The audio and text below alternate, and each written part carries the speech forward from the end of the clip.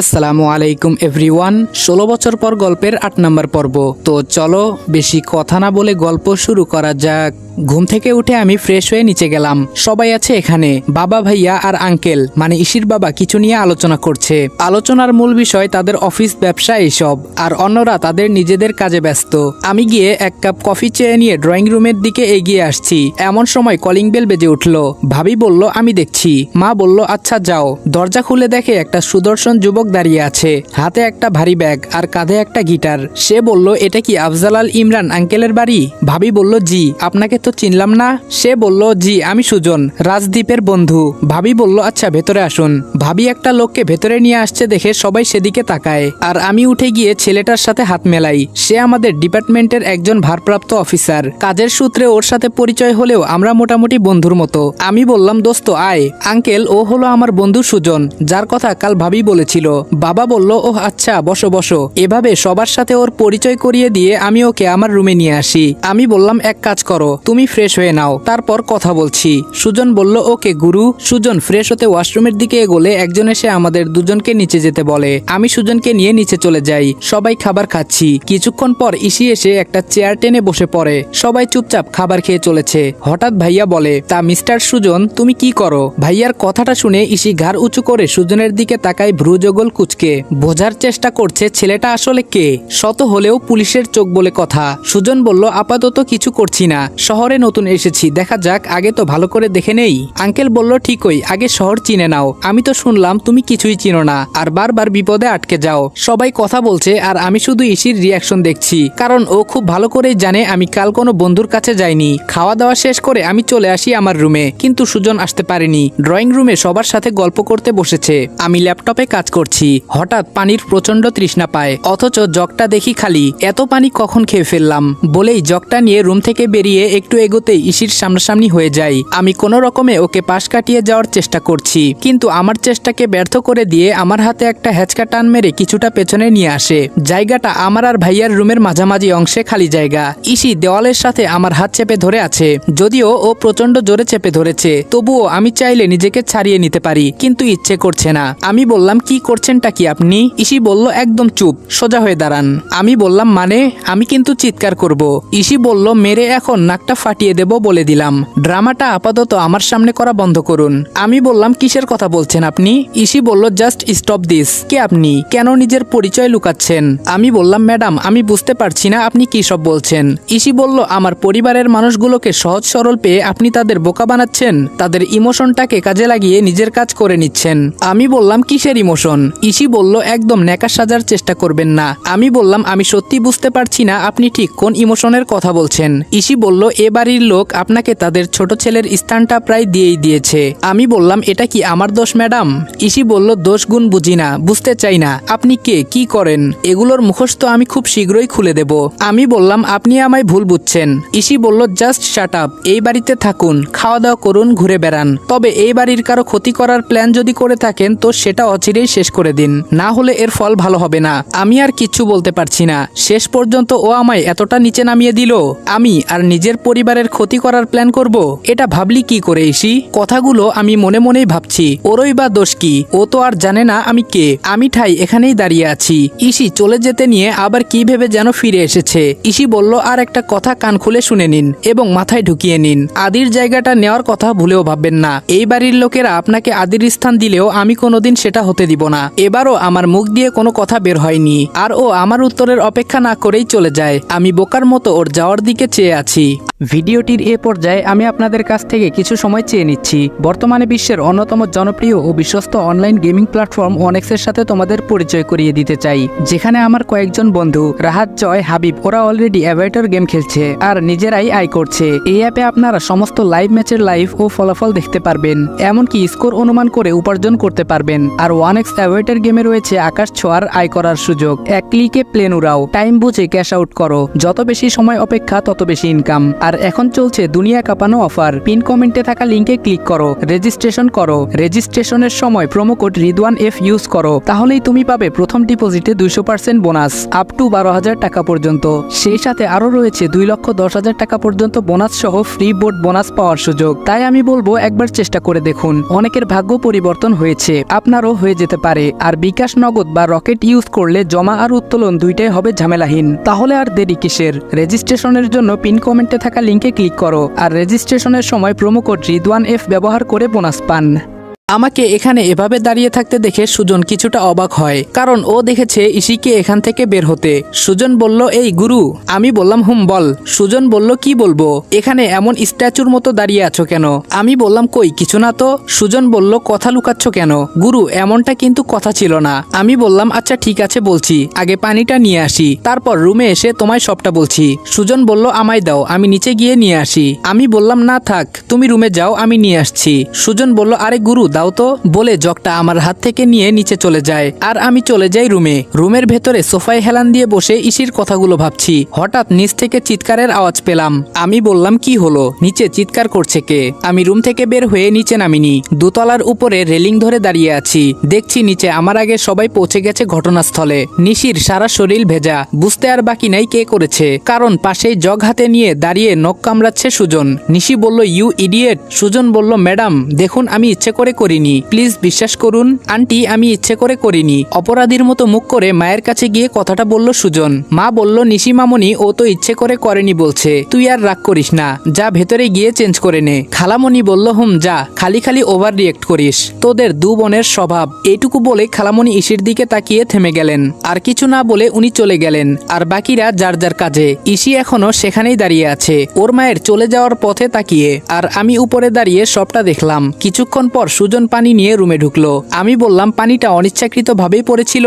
সুজন বলল, এটা কেমন প্রশ্ন গুরু, আমি ইচ্ছে করে কেন ফেলবো? আমি বললাম, আমি কিন্তু তোমাকে খুব ভালো করেই চিনি। সুজন আর আমি একসঙ্গে ট্রেনিং করেছি। আর্মিতে আসলেও সে মোটেও আর্মির মন মানসিকতা নিয়ে আসেনি, সব সময় কারো না কারো পিছু লাগতো। যখন আমাদের খুব কঠিন কাজ দেওয়া হতো, তখন ট্রেনিং শেষ করে ও ট্রেনারের পিছনে লাগতো আর নানাভাবে হেনস্থা করার চেষ্টা করত। সুজন বলল, আমি কিন্তু এখন অনেক পাল্টে গেছি, আর হ্যাঁ, এখন পানিটা অ্যাক্সিডেন্টলি পড়ে গেছে। আমি বললাম, আচ্ছা। সুজন বলল, বাদ দাও, তুমি এখন ওখানকার ঘটনা বলো। আমি বললাম, কখনকার? সুজন বলল, ভুলে গেলে? আরে ওই যে তুমি জগ নিয়ে দাঁড়িয়েছিলে স্ট্যাচুর মতো। আমি বললাম, ওহ আচ্ছা, বলছি শুনো। তারপর ওখানকার খণ্ডচিত্র আমি তুলে ধরি সুজনের কাছে, পুরোটা বলিনি, আর এটাও সে জানে না আমি এই বাড়ির ছেলে। সুজন বলল, ওহ আচ্ছা বুঝলাম। আমি বললাম, কি বুঝলে? সুজন বলল, যা বললে। আমি বললাম, আচ্ছা বাদ দাও, আর হ্যাঁ, তুমি না তুই করে বলার অভ্যাস করো, না হলে আবার সন্দেহের শিকার হতে হবে। সুজন বলল, হুম আচ্ছা ঠিক আছে। আমি বললাম, আর হ্যাঁ, এখানে কিন্তু আমার বন্ধুর অভিনয় করলে চলবে না, ভুলে কিন্তু যেও না, আমাদের আসল দায়িত্ব। সুজন বলল, ডোন্ট ওয়ারি গুরু। তারপর দুজনে মিলে ল্যাপটপে কাজ করতে বসি, যদিও কাজ না, আমি সুজনকে পূর্বের কাজগুলো বুঝিয়ে দিচ্ছি। সুজন বলল, হুম বুঝলাম, আর চিন্তা করো না, আমরা সবাই তো আছি। আমি বললাম, তোমরাই ভরসা, আমি একা কি করতে পারি আর। দুজনে এইভাবে কথা বলতে বলতে হঠাৎ আমার ফোনটা বেজে ওঠে। আমি ফোনটা কেটে দিয়ে সুজনের দিকে তাকাই, দেখি সে আমার দিকে হা করে তাকিয়ে আছে। আমি বললাম, কাজ অনেক এগিয়ে গেছে সুজন। সুজন বলল, কে ছিল? আমি বললাম, চলো যাই, আমরা গিয়ে পুরো ঘটনা শুনে আসি। আমি আর সুজন দুজনেই তৈরি হয়ে নেই বাইরে যাওয়ার উদ্দেশ্যে, আর বের হওয়ার সময় বাসায় বলে আসি, আজ আমরা বাইরেই খেয়ে নেব, সুজনকে শহর ঘুরতে নিয়ে যাচ্ছি। আমরা দুজন বের হচ্ছি, আর ইসি বাইরে থেকে ভেতরে ঢুকছে। যাক, নিশ্চিন্ত হলাম, মনে হয় আজকে আর পিছু নিবে না। আমি বললাম, বাইকটা বের করে নিয়ে আসি। সুজন বলল, হুম। আমি বাইক নিয়ে এলে সুজন আমার পেছনে উঠে বসে, তারপর আমি চালানো শুরু করি। সুজন বলল, এখন আমরা কোথায় যাচ্ছি? আমি বললাম, চলো গিয়েই দেখি, আমাদের জন্য গুড নিউজ নিয়ে বসে আছে। সুজন বলল, কে সে? আমি বললাম, আরে ভাই একটু অপেক্ষা কর। সুজন আর কিছু বলল না। আমার বাইকটা একটা বড় ক্যাফের সামনে ব্রেক মেরে থামিয়ে দিলাম। ওকে ইশারায় নামতে বললে সে নেমে যায়, আর আমি বাইকটাকে সাইডে পার্কিং করে ভেতরে চলে আসি। ভিতরে একটা কোনার টেবিলে দুটো ছেলে বসে আছে। আমি তাদের দিকে আঙ্গুল দেখিয়ে সুজনকে বলি, ওই যে দেখো, এদের দুজনের নাম, একজন নীরব, অন্যজন রাতুল। যে চারজন আমার সাথে আছে ওরা তাদের মধ্যে দুজন। সুজন বলল, আচ্ছা। আমি বললাম, চলো ভেতরে যাই। আমাকে দেখে ওরা দুজন উঠে দাঁড়ালো। নীরব বলল, হ্যালো স্যার, কেমন আছেন? আমি বললাম, আলহামদুলিল্লাহ, তোমরা কেমন আছো? রাতুল বলল, জি স্যার, আমরাও ভালো। আমি বললাম, এ হলো সুজন সরকার। সুজন বলল, হ্যালো। সে দুজনের সাথে কুশল বিনিময় করে নিল, আর আমি ওদের পরিচয় দিয়ে দিলাম। আমি বললাম, কি অর্ডার করব বলো, কি নেবে? রাতুল বলল, কিছু না স্যার, ব্রেকফাস্ট করেই বেরিয়েছি। সুজন বলল, আমরাও তো সেম। আমি বললাম, বললাম তাহলে 4টা কফি অর্ডার করে দেই। যেই কথা সেই কাজ, ওয়েটারকে ডেকে অর্ডার করে দিলাম। আমি বললাম এবার কাজের কথা বলো। নীরব বলল স্যার সবকিছু এখন পানির মতো পরিষ্কার। বলেই ওরা সব বলা শুরু করলো। আমি বললাম গুড জব ফর এভরিওয়ান। আমাদের কথা সুজন বুঝতে পারেনি, তাই সে বলে তাকে যেন এখানেই সবটা বুঝিয়ে বলা হয়। আমি বললাম ঠিক আছে বলছি, শুধুমাত্র তোকে না, আমার পাঠক পাঠিকাদেরও বলি ঘটনা, যার খণ্ডচিত্র তাদের আগে থেকেই জানা। সুজন বলল বলো। আমি বললাম চৌধুরী গ্রুপ অফ ইন্ডাস্ট্রির নাম তো শুনেছিস। সুজন বলল আমি বললাম এই কোম্পানির বর্তমান কর্ণধার মিস্টার রৌফ চৌধুরী আর উত্তরসূরি তার পুত্র রোহান চৌধুরী, কিন্তু রোহানের পিতা রৌফ চৌধুরী নন। সুজন বলল তাহলে কে? আমি বললাম বলছি, রোহানের মা রাবেয়া চৌধুরী আর নানা ছিলেন রহমান চৌধুরী, যার কোনো ছেলে সন্তান ছিল না। রহমান চৌধুরী তার কন্যা রাবেয়া চৌধুরীকে বিয়ে দেন একজন ব্যবসায়ীর সাথে, যার নাম রেজওয়ান চৌধুরী। দুর্ভাগ্যজনকভাবে রোহানের জন্মের 1 বছর পর একটা অ্যাক্সিডেন্টে মারা যান রোহানের বাবা। এই অল্প বয়সে মেয়েকে বিধবা হতে দেখে ভেঙে পড়েন মিস্টার রহমান চৌধুরী। এরই মধ্যে একদিন তিনি ব্যবসার কাজে দেশের বাইরে যান এবং সেখানে একজন সুদর্শন ছেলের সাথে দেখা হয়। ছেলেটি বিদেশে মিস্টার রহমান চৌধুরীকে অনেক সাহায্য করে, তার খেয়াল রেখেছে, সব কাজে সাহায্য করেছে। ছেলেটি ছিল ভাগ্যান্বেষী একজন মানুষ। সে কাজের উদ্দেশ্যে গিয়েছিল সেখানে, আর তখনই দেখা হয়ে যায় মিস্টার চৌধুরীর সাথে। ধীরে ধীরে সে হয়ে ওঠে রহমান চৌধুরীর একজন বিশ্বস্ত সহযোগী। সেই বিশ্বস্ত লোকটাই হলেন বর্তমান চৌধুরী গ্রুপ অফ ইন্ডাস্ট্রির কর্ণধার মিস্টার রৌফ চৌধুরী। সুজন বলল বাহ, এ তো দেখি সেই রকম ভাগ্য গুরু। আমি বললাম রৌফ সাহেব অতি চালাক একটা প্রাণী। রহমান সাহেবের ভেঙে পড়ার কারণটা খুব ভালো করেই বুঝে নেয়। রোহানের যখন 3 বছর বয়স তখনই সাহস করে প্রস্তাব করে বসে তিনি রাবেয়া চৌধুরীকে বিয়ে করতে চান, আর রোহানকে নিজের ছেলে হিসেবে স্বীকৃতি দেওয়ার প্রতিশ্রুতি দেয়। রাতুল বলল স্যার দাবার চাল কিন্তু মাঝখানে আরো চেলেছেন উনি। আমি বললাম কি রকম? নীরব বলল স্যার মিস্টার চৌধুরী কিন্তু আগে থেকেই বিবাহিত ছিল। আমি বললাম কি? রাতুল বলল আজকের খবর তো এটাই। নীরব বলল রাফসান চৌধুরী মিস্টার রৌফ চৌধুরীর আগের স্ত্রীর ছেলে। আমি ওদের কথা শুনে পুরোই হা। নীরব বলল অবাক আমরাও হয়েছিলাম, এজন্যই আপনাকে ডেকেছি স্যার। নীরব বলল হাসপাতালে রাফসানের কেবিনে বসে থাকা মহিলা উনি রাফসানের মা আর রৌফ চৌধুরীর প্রথম স্ত্রী। সুজন বলল ওয়েট, কি বললে প্রথম স্ত্রী? তার মানে সে আগে থেকেই বিবাহিত। আমি বললাম জল তো সেদিকে যাচ্ছে দেখতে পাচ্ছি। রাতুল বলল শুধু তাই নয় স্যার, সে যে বিবাহিত এই কথাটা তিনি লুকিয়ে গেছেন সবার কাছ থেকে। বাংলাদেশে আসার পর রহমান চৌধুরীর সাথে কাজ করে এবং রহমান সাহেবের চক্ষু অগোচরে অঢেল টাকা পয়সা হাতিয়ে নিজের ব্যাংক ব্যালেন্স করে নেন, আর তারপর আগের স্ত্রী আর ছেলেকে পাঠিয়ে দেন বিদেশে। সেখানেই বড় হয় রাফসান চৌধুরী, আর এদিকে উনি চালিয়ে যান উনার লীলা খেলা। আমি বললাম বাহ, ঘটনা এখন জলের মতো পরিষ্কার, এক ধাক্কায় কেসটা সমাধান হয়ে গেল। রাতুল বলল তবে স্যার একটা ব্যাড নিউজ আছে। আমি বললাম কেমন?